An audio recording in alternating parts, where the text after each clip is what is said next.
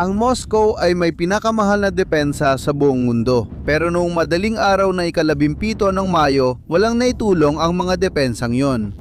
Mahigit 1,000 drone ng Ukraine ang lumipad sa kalangitan ng kabisera ng Rusya sa loob ng halos 24 na oras na sunod-sunod.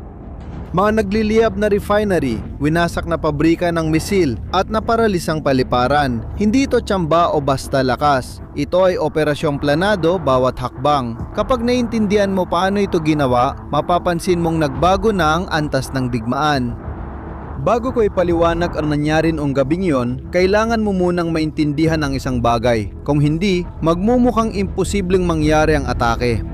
Sa totoo lang, sa isang banda, ganun nga. Tingnan mo, ilang taon inubos ng Rusya sa paggawa ng di nakikitang pader sa paligid ng Moscow. Patong-patong na mga radar, mga misil na pangharang at mga kagamitan na nagmumonitor at humaharang sa anumang banta na manggagaling sa impapawid. Nakapwesto ang mga ito na paikot sa paligid ng kabisera. Walang lungsod sa mundo na may ganitong proteksyon.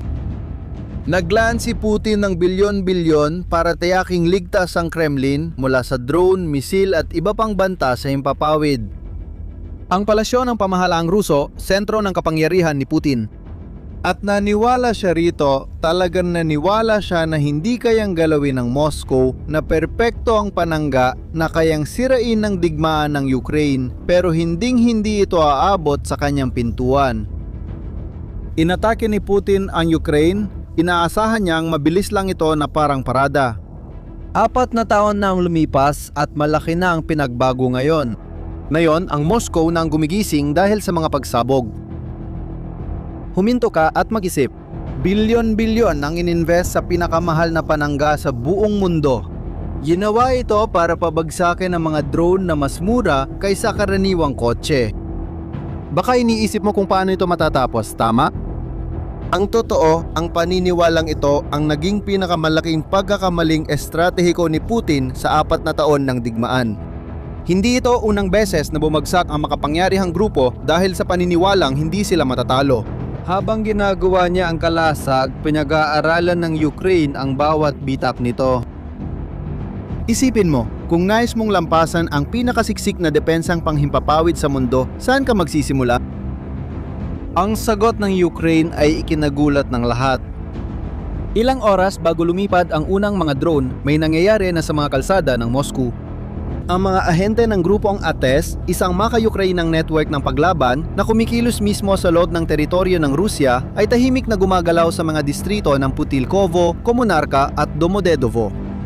Isa iyong malamig na madaling araw. Walang tao sa mga kalsada, walang uniforme, walang nakikitang armas, mga kagamitan lang. At ang katiyakan na, ang gagawin nila nung gabi niyon ang magbubukas sa kalangitan ng Moscow para sa daan-daang drone. Ang target nila ay hindi mga sundalo, kundi mga tore ng komunikasyon. Mga tore na mukhang karaniwan sa labas, pero sa loob ay may mga elektronikong module na responsable sa pagtukoy ng mga bagay na mababa ang lipad, tulad ng mga drone, at ipinapadala ang mga datos na ito ng real-time sa mga sistema ng depensa sa himpapawid ng Moscow. Nang bumagsak ang mga tor, nabulag ang parte ng kalangitan ng Moscow. Nagbukas ang mga di nakikitang daanan, at doon mismo sa mga daanang iyon dumaan ang mga drone. Si Putin ay nagtayo ng pinakamahal na panangga sa mundo.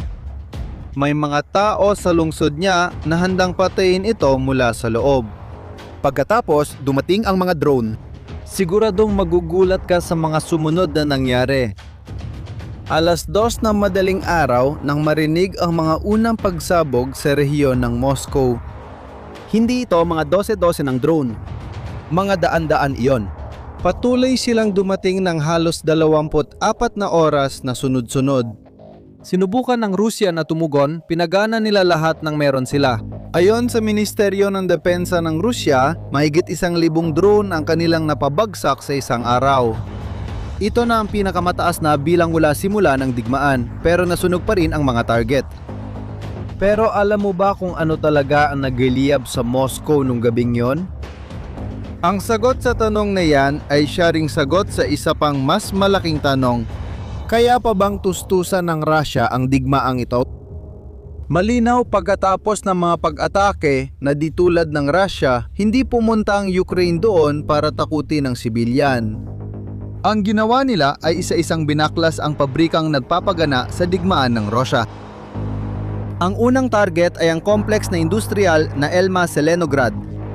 30 kilometro lang mula sa sentro ng Moscow, may barangay na nakalaan para gumawa ng otak ng mga sandatang Ruso. Mahigit 150 kumpanya sa isang complex, gumagawa ng sensor, optical na sistema at mga instrumentong depresisyon. Mga piyesang nilalagay sa loob ng mga misil na bumabagsak sa mga lungsod ng Ukraine.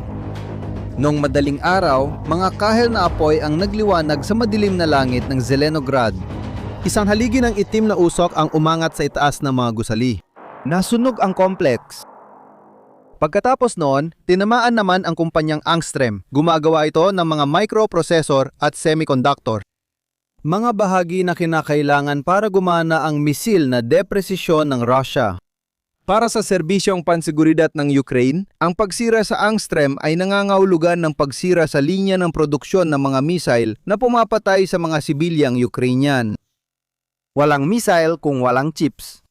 Kapag walang missile, bababa ang kakayahan ng Russia na umatake. Pag-isipan ang epekto ng magkakasunod na pangyayari. Kung walang chips, hihinto ang paggawa ng missile. Kung walang mga missile, hindi makakaatake ang mga eroplano. Kung walang airstrike, bababa ang presyon sa Ukraine. Ang pagsira sa microchip pabrika sa Moscow ay direktang nakaapekto sa kung ano ang bumabagsak sa mga lungsod ng Ukraine pagkalipas ng ilang linggo. Pero hindi pa tapos ang Ukraine. Iniulat na target ng operasyon sa Dugna ang sentro ng pagpapaulad ng missile na Raduga. Ito ang lugar kung saan dinisenyo ng mga inhinyerong Ruso ang mga cruise missile.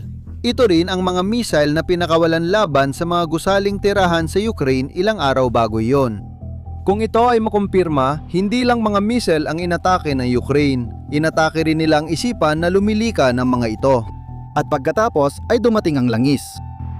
Ang refinery sa Moscow, isa sa 10 pinakamalaki sa bansa at responsible sa 40% ng lahat ng fuel sa rehiyon ng Kabisera ay tinamaan. Kinuhanan ng video ng mga residente mula sa labas.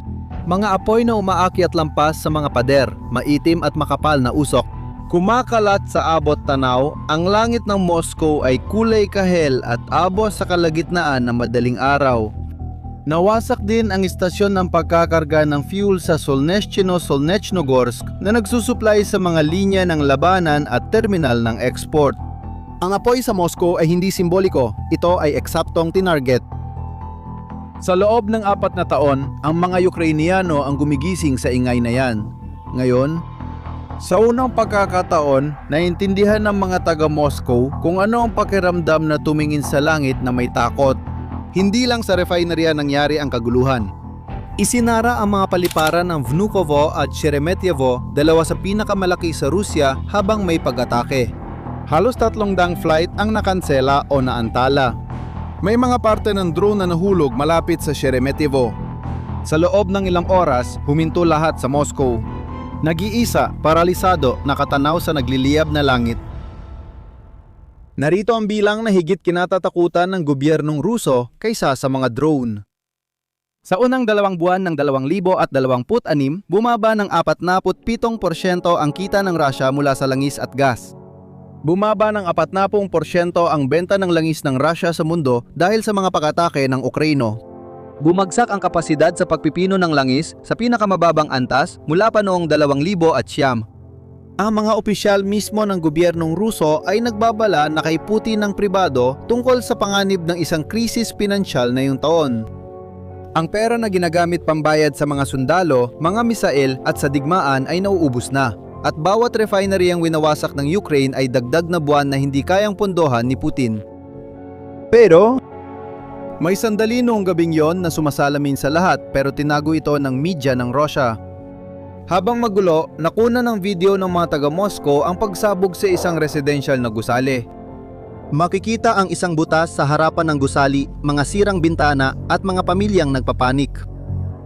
Agad pahayag ng gobyernong Ruso, drone ng Ukraine, teroristang atake, patunay na pumapatay ng sibilyan ang Ukraine. Ngunit pinatunayan ng mga larawan ang kabaligtaran.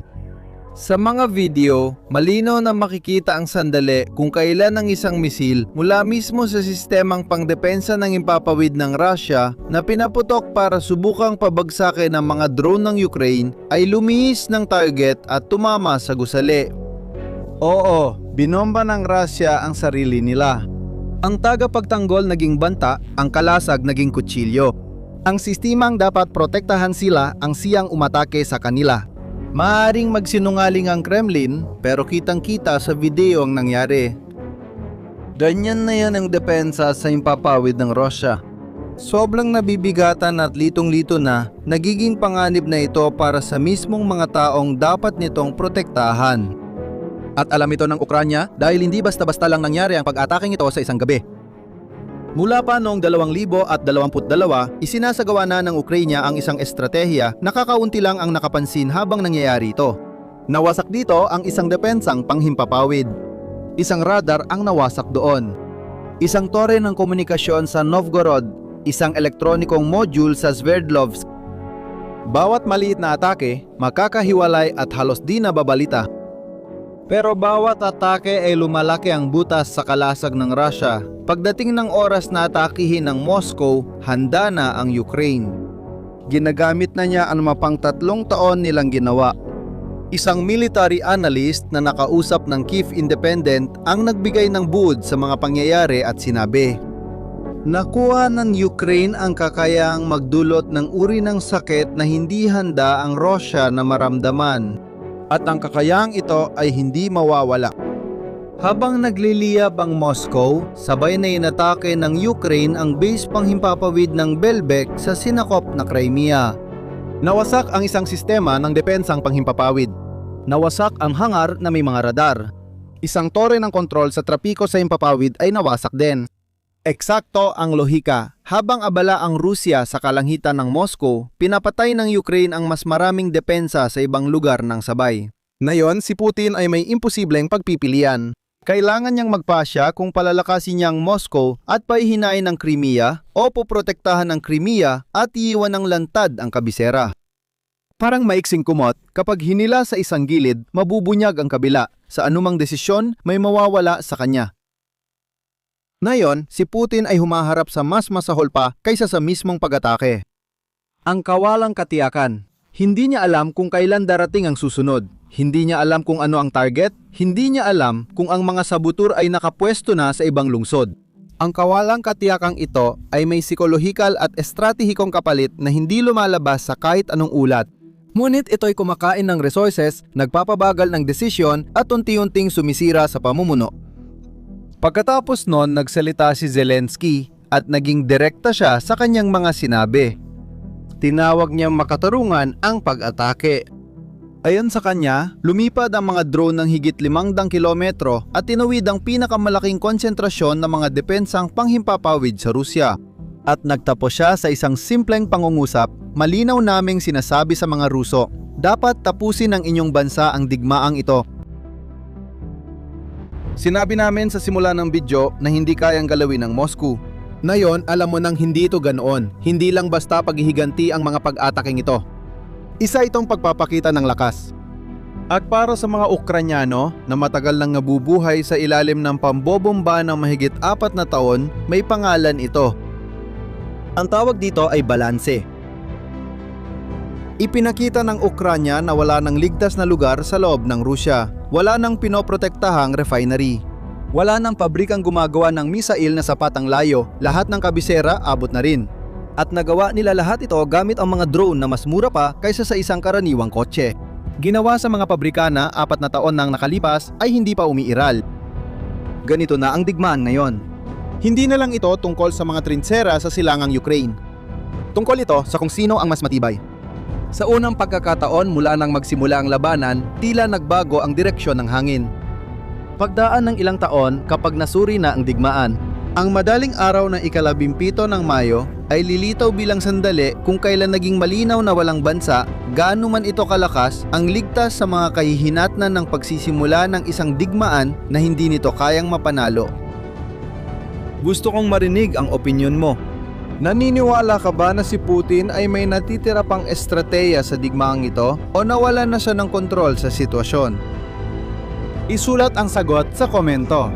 Kung ipinakita sa iyo ng video na ito ang isang bagay na hindi ipinapakita ng mga balita, ibahagi mo ito sa isang taong kailangang makakita nito. Hanggang sa susunod.